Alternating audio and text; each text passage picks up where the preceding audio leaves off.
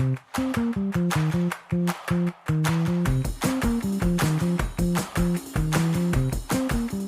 and welcome to Fan Theory Queries, where we analyze fan theories from all over the internet, but mostly Reddit. I'm Laura.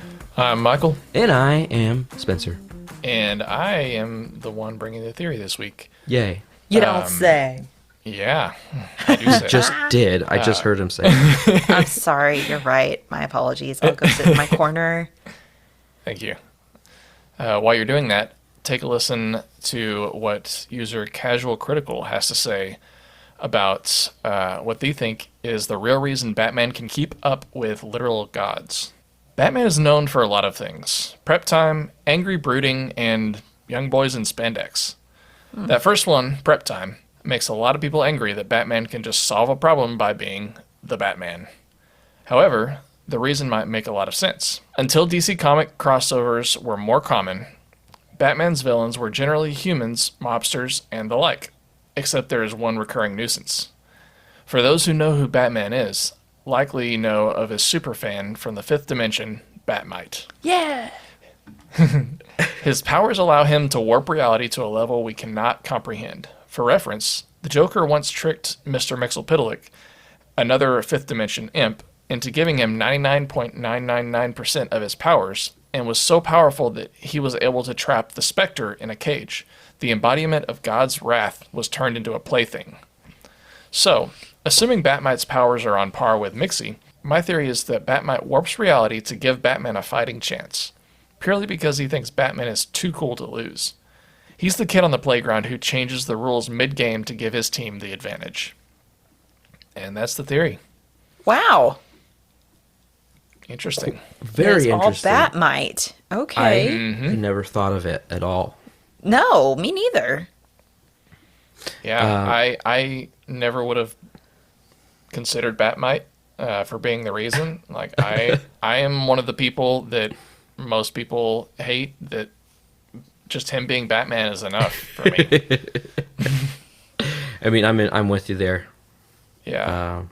But I mean, it's usually because I don't want to think about Batmite, because in all of the animated iterations I've seen him, he's been super annoying. I agree. Which, I mean, I think is kind of the point. We even saw him in a Batman Lego cartoon. Yeah. That's the main Yeah. one I'm thinking of. Oh. Yeah, and for me, the fact that, like, if Batmite is the reason why this is all possible, then for me that just takes away from Batman's ability. Like, Okay. Cheapens it. one of the things I love about Batman is his massive intelligence, because that's what the whole prep time. That's where that whole prep time thing comes into play. Is if he has long enough to think about it, he can find a solution for anything. And if Batmite is the reason that he's able to do this stuff, then that just nullifies his intelligence, in my opinion. Except he can't find a solution when the person he's fighting's mother is the same name as his. Wrong Batman. We That's don't not talk of Batman. him. Okay. We do not speak Michael, of that one. Michael, Yes. sometimes part of being a fan theory critic means setting aside your personal feelings and coming at theories with facts and examples Yes. rather than your heart. But sometimes being a fan theory critic does mean coming at it with your heart and not your brain. So it just depends on the situation. We get to decide. Yes. So So- what are the initial thoughts that you guys have on this? It has Laura? legs. But at the same time, how often is it that Batman is actually fighting these godlike creatures on his own? Well, And I not- think part of him keeping up with gods, the way that the thing is titled, is also the fact that he is on a team with Yes. godlike beings. That's And what I'm so, like, saying. yeah. Yeah. But let's look at one of the fan sites that I used to follow a long time, called BatmanOnFilm.com, never wanted to see live action Batman on screen with like the Justice League fighting aliens and stuff, because he thought, when you really get down to it, Batman actually isn't that effective on a team that powerful. And I was like, you're dumb. I don't want to Yeah. read your website anymore. And so I stopped. But then and I know that I hated the movie anyway, but you look at Zack Snyder's Justice League, or either Justice League, and it's like he really didn't do anything except put the team together, and and also be like someone that they had to rescue. I will And say so- though, Well- he did kind of hold his own in Justice League Dark. Well, yeah, but that's In that a movie. better story.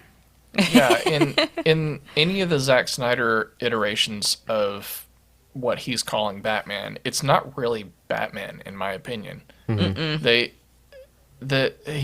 character's been changed so much that you lose all of the Batman that we love, and it's just some weird ghost of Batman that really is not effective at all.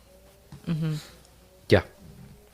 But anyway, all that to say, like, I think at the very least, I will at least consider the possibility of this as being as maybe not even every time. Maybe Yeah. just, there are situations where there are just some things that Batman can't plan for. And maybe instead of dying, he gets a little bit of a boost from old Batmite. Yeah.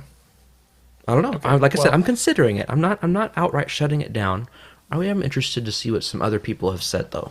Yeah, I was going to say, let's look at the comments and see if that tips your opinion one way or the other. From user Zemex23, they say, this is a great theory. Now, I'm going to imagine Batmite as like the watcher of the Batman multiverse. Okay. Like from From Marvel. What If? Yeah. Yeah. Yeah, the watcher is an all-powerful being. Jeffrey Wright. that just But kind the of- Watcher is not supposed to interfere. That's true. Yeah, that the only time that we really do see them interfere is in What If, whenever he's basically forced to.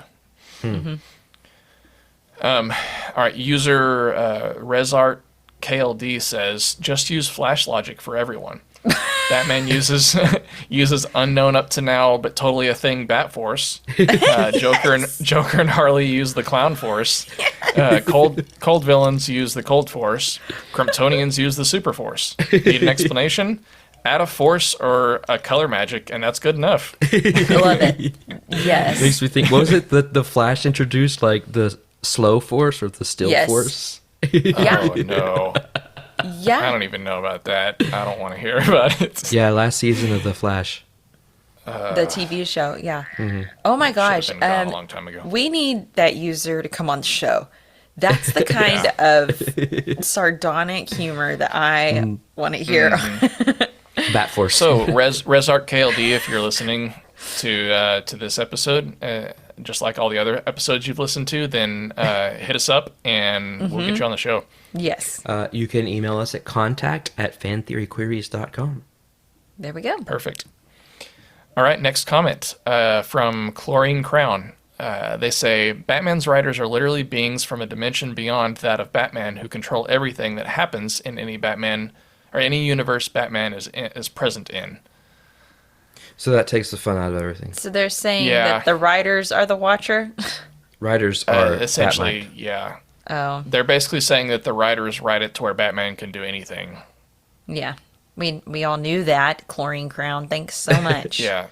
Yeah. Go drink some Captain chlorine. Obvious. Oh, Spencer. I don't mean that. They can just sniff it instead. Golly, you're terrible. User Tashray says, so would this make Batman a paladin getting the aid of a higher power or a warlock getting the aid of a patron? Yes. To throw in some more D&D references.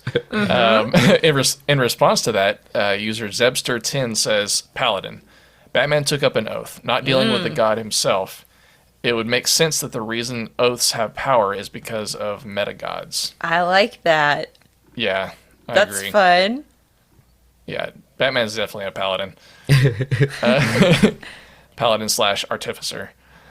All right, I'm gonna stop before I get too much into that. Next comment's from War Priest of the Divine. They say Mxyzptlk basically does the same thing to help out Superman in the Injustice comic run, so this sounds plausible to me, Oh, really? which is a fair point. Yeah, But why would Mxyzptlk Superman need is that essentially kind of like help? I He's think Superman. Superman has well weakness. in the Injustice comic that's the one where Superman Joker goes killed evil Lois. because Joker kills Lois. So Mxyzptlk, being somewhat of a villain himself, is naturally going to help Superman. Okay. But yeah, because I mean, one of Superman's things is he's kind of weak to magic, and that's kind of a realm that he has no power in. So it would make sense that he would have some sort of sidekick or helper that is in that realm to kind of balance out what he can't control. So Okay. Against the clown force. yes, Yeah, the magic force. Wanda, Superman can melt your head off with only his eyes. What eyes?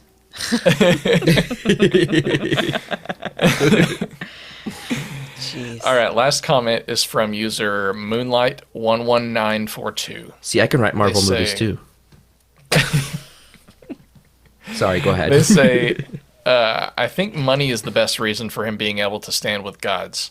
He is insanely intelligent through education and experience. He can afford the tech that is crafted through the culmination of human intellect, knowledge, and innovation throughout history. That, when brought together, is so powerful in its effective use through detailed planning that it is on par with the power of gods. Batman is the god of humanity. No.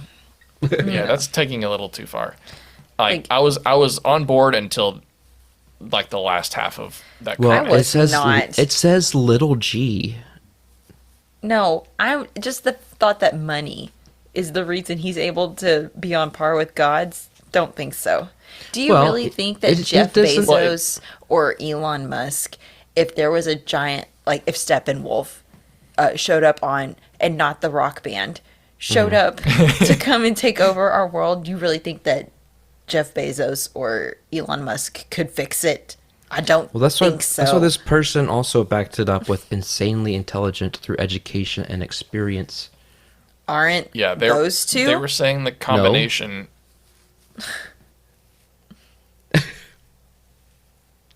Go ahead, Anyway, Michael. I was just gonna say they were saying the combination of those two things are what makes him able. I know in the first sentence they just say I think money is the best reason. The fact but- that he goes on later and says he's insanely intelligent, the culmination of human intellect, knowledge, and innovation throughout history, all of that stuff. So, but you have to ask, how does he get intelligent through education and experience? He can afford it all. He can pay for it Yeah, all because of that's true. his money. That's Wasn't true. that the same with Tony Stark? No. Okay. But All right. I mean, if that's the case, though, you can say that Tony Stark can keep up with literal gods because he did, until he didn't, because he cost too much money for Marvel. To be fair and look at it from the other side, though, there are people throughout history who have been insanely intelligent that didn't necessarily have anything to do with school or their education. They were just born naturally intelligent, and Yes. their education and experience kind of honed that further. Yes, and I think you have to have that gift, to begin with, something Right. to build a great foundation, and like your mind has to work a certain way, and just a natural inclination to learn and observation and that kind of thing. But obviously, if you have unlimited resources to hone those things, then you're going to be able to, keep up with literal gods. Yeah. All right. Well, let's take a listen to some of these ads, and then we will come back and go over our ratings.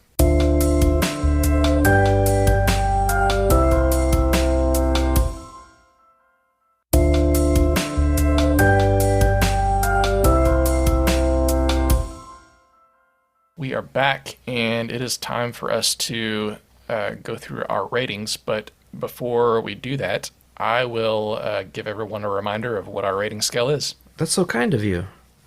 Oh, thank you. I'm a kind person. The highest rating that we have is Genius. This is reserved for only the best theories, which we believe are better than the actual canon. The next step down is Plausible.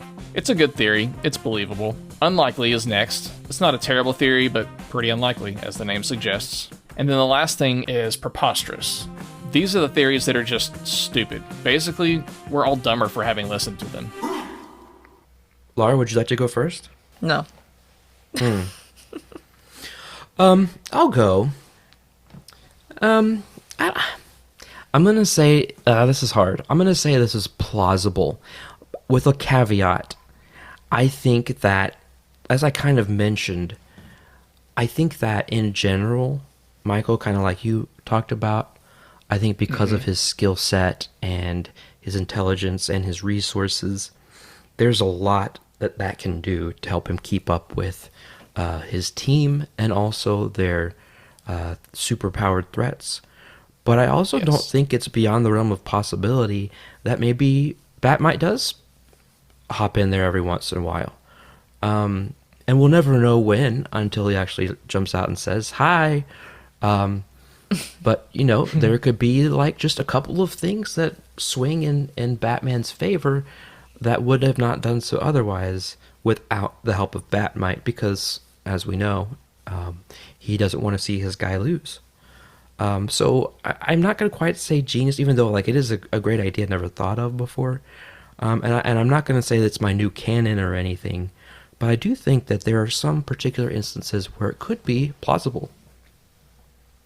And I'm going to agree with that it's plausible, because I can't keep that as my canon.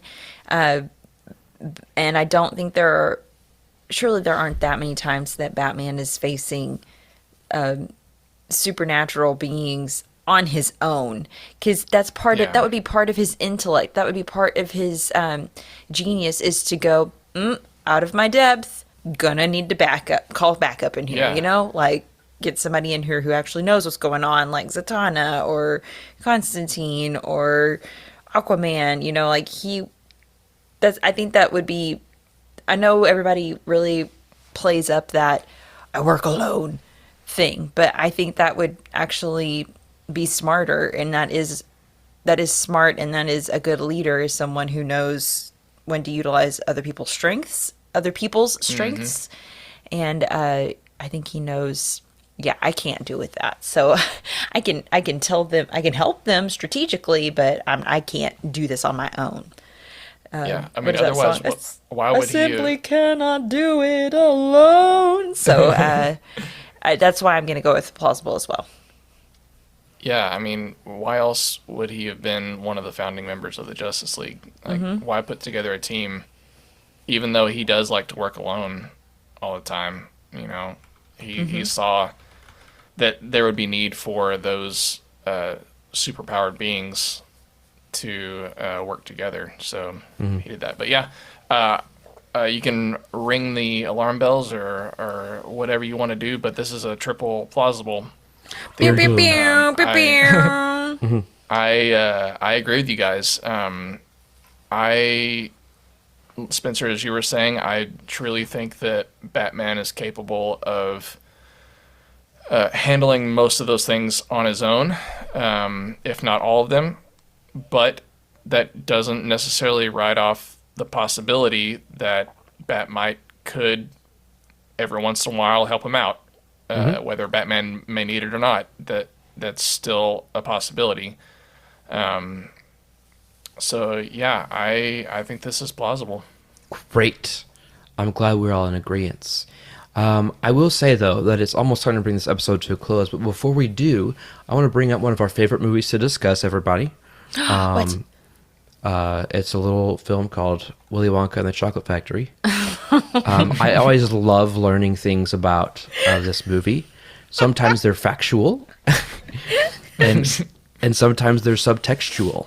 Like this, this great film analysis from Arctic Fox 19 pointed out that in Willy Wonka and the Chocolate Factory from 1971, The children get punished for their sins.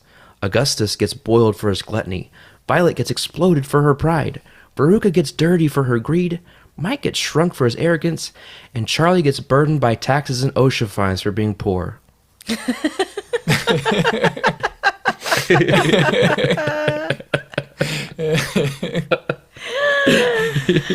Oh, goodness. Cheer up, Charlie. That's really good. That's really good. That's a great one to end on. This has been Fan Theory Queries. I'm Laura. I'm Michael. And I'm Spencer. Yo, listen up. In our next episode, we ask, is the song Blue by Eiffel 65 about something other than depression? Subscribe to Fan Theory Queries so you don't miss out on that and other fascinating fan theories. Who asks that question?